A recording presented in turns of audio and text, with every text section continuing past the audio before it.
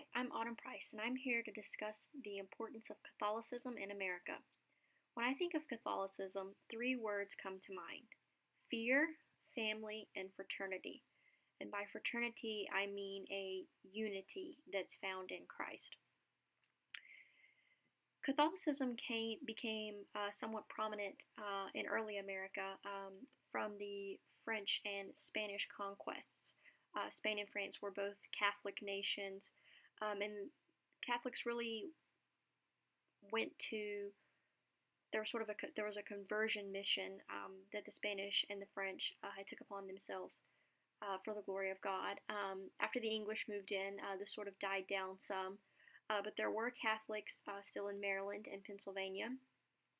There was definitely an anti-Catholic sentiment in England, especially after the English Civil War. There was a great fear that the Catholics would come to take over the monarchy again. The English sort of viewed Catholicism is within the realms of an absolute monarchy. Um, and as my first source, Ramusin, discusses, this did die down after the English sort of moved into the colonies. The Catholics, Protestantism definitely took over, and Catholics were once again in the minority. Um, there was definitely a sense of Catholic persecution, even in the colonies. There was still a fear of ecclesiastical interference, and later on in the 1800s and 1900s, when the Irish came over, there was a fear that the Catholics would take the jobs, that they would um, cause problems in the family unit.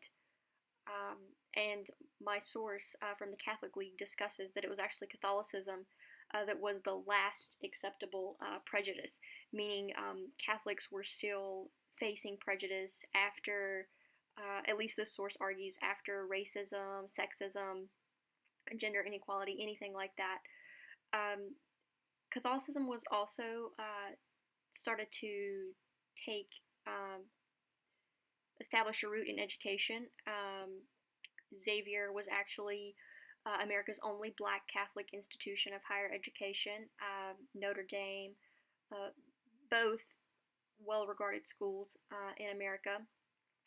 And there was also a good deal of Catholic influence in the abolitionist movement in the American Civil War. Many Catholics supported the Union cause. They first accepted the practice of slavery, but Pope Gregory XVI later went on to condemn the practice and trade of racial slavery in 1839.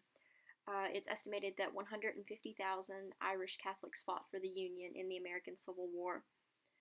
As my reference, Gleason discusses in his source, there were few African American Catholics. Most African Americans, especially in the South, followed the denomination of their masters, and 90% of Southerners were Protestant. So there weren't a lot of African American Catholics in the South. Today, 24% of the American population is Catholic. Gleason actually discusses how that is more than there was originally. So it has grown since colonial times.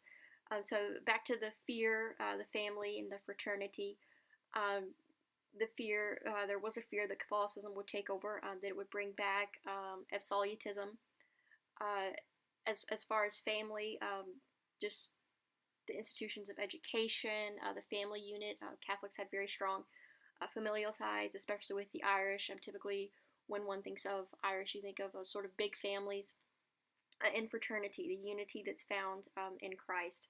After Pope Gregory XVI condemned the practice of slavery and the trade of slavery, he really sort of emphasized this unity, that we were all one as brothers and sisters of Christ. And that discusses the importance of Catholicism in America.